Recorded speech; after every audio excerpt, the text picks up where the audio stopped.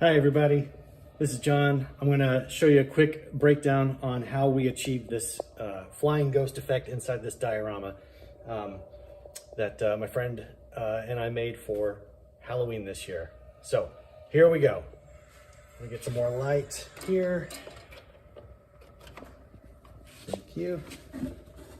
We'll take the lid off, and a lot of you guys called it exactly. If you look in here, there's an iPad playing a video of ghosts, and it's reflected off this plexiglass screen.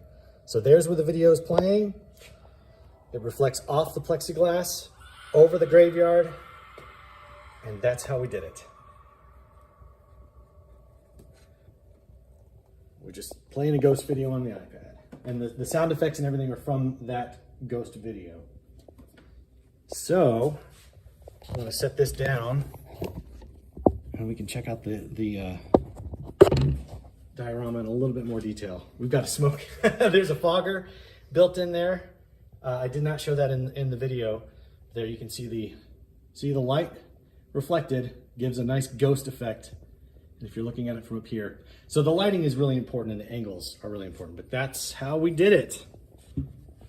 So I'll have my friend talk a little bit about the build. Okay, so what this started as is just a basic box that I framed together using 1/4-inch paneling and some yardsticks from Lowe's. Nothing fancy about that.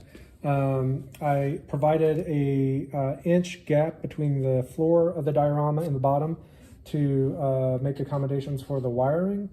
And on top here, we just have a small platform to frame up the iPad and also prevent any reflection from the device itself as it's projecting down on that plexiglass. And this plexiglass is just supported by two little L-shaped pieces of styrene just positioned and just lightly glued in there in the back with hot glue. On the back, the power supply is just a simple AC/DC converter. I'm just applying 12 volts to this unit.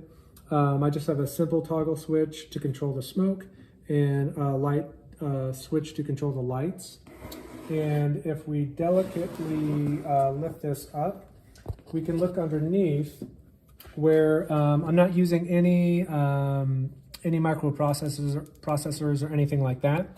I'm just using 2 voltage regulators to handle the voltage that I'm bringing into the box to supply the basic little LEDs that we have positioned in there, and then to also supply power to the smoke generator that we have placed in the back.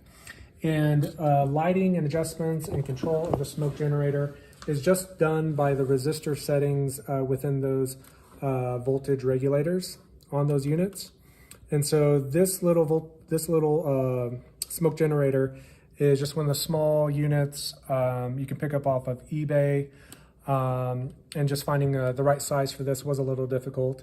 And then calibrating the smoke generation rate that I wanted based off of that resistance. The crypt is just another eBay purchase. It's 3D printed from a retailer on eBay. I went with O scale for this diorama, both for the fencing, and the tombstones are actually Woodland Scenics O scale gravestones. And I just did a little bit of rock effect. I just built this up from using styrofoam and some plaster cloth. Worked in a little rock formation there. Did a light static grass covering, and then framed up the pathway, and all the other pieces here are just basically Woodland Scenics diorama or landscaping stock. And the trees in the back, I did end up making those myself, just out of twisted wire and painted, just because I wanted a more gnarled tree appearance for the back of this diorama.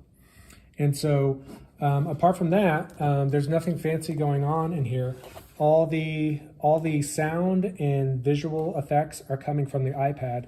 The rest of the unit is mostly primitive. So there you have it. Well, I hope that answered your questions. all told, this cost about $60 to build, not including the iPad. All the materials and stuff that you can find at like hobby shops and stuff. But yeah, the iPad was an older iPad that we had that we could put in there. It's about a 20-minute video. There's a link on my YouTube channel that you can see that whole thing.